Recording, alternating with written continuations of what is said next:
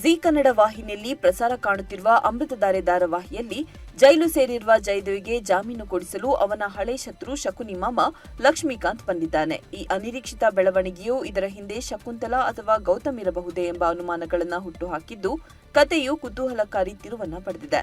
ದಿಯಾ ಜಯದೇವ್ನನ್ನ ಆಚೆ ಹಾಕಿದ್ದಾಳೆ, ಪೊಲೀಸರಿಗೆ ಒಪ್ಪಿಸಿದ್ದಾಳೆ. ಆದರೀಗ ಜಯದೇವ್ ಆಚೆ ಬಂದಿದ್ದಾನೆ ಮಾವನ ದಿಸೆಯಿಂದ. ಅಷ್ಟೇ ಅಲ್ಲ, ದಿಯಾ ಮನೆ ಮುಂದೆ ಮತ್ತೆ ರಂಪಾಟ ಮಾಡಿದ್ದಾನೆ.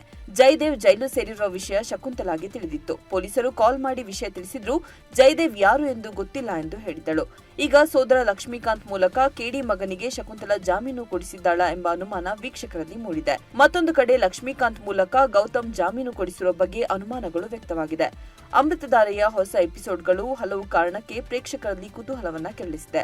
ಮೊದಲನೇದಾಗಿ ಗೌತಮ್ ಹಾಗೂ ಭೂಮಿಕಾ ಅವರ ಮಗಳ ಪತ್ತೆಗೆ ಅಖಿಲಾಂಡೇಶ್ವರಿ ಅವರ ಅಭಯ ಹಸ್ತ ಸಿಕ್ಕಿದೆ. ಗೌತಮ್ ದಿವಾನ್ ಆಸ್ತಿಯನ್ನ ಮತ್ತೆ ವಶಕ್ಕೆ ಪಡೆಯೋದು ಜಯದೇವ್ ಗುರಿ. ಈಗ ಒಮ್ಮೆ ಪಡೆದು ಅವನ್ನ ದಿವಾಳಿ ಮಾಡಿ ಮುಗಿತು. ಮಿಂಚುಳೆ ಗೌತಮ್ ಮಗಳು ಎನ್ನು ಸತ್ಯದ ಜೊತೆಗೆ ಜಯದೇವ್ ಆಟ ಆಡಬಹುದು ಎಂಬುದು ವೀಕ್ಷಕರಲ್ಲಿ ಇರುವಂತಹ ಕುತೂಹಲ.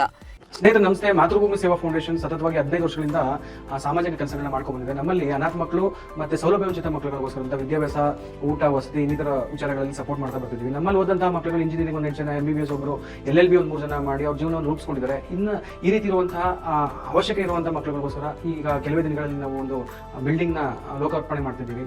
ಈ ಒಂದು ಉನ್ನತವಾದಂತಹ ಕೆಲಸಕ್ಕೆ ಯಾರು ಕೈ ಜೋಡಿಸಬೇಕು ಅಂತ ಮನಸ್ಸಿದ್ದೀವಿ. ಕೆಳಗಡೆ ಕಾಣ್ತಿರುವಂತಹ ನಂಬರ್ಗೆ ಸಂಪರ್ಕಿಸಿ. ಇಂಟ್ರೆಸ್ಟಿಂಗ್ ಮತ್ತು ಇನ್ಫಾರ್ಮೇಟಿವ್ ವಿಡಿಯೋಗಳನ್ನ ಮಿಸ್ ಮಾಡ್ಕೋಬೇಡಿ. ಈಗಲೇ ಸಬ್ಸ್ಕ್ರೈಬ್ ಮಾಡಿ.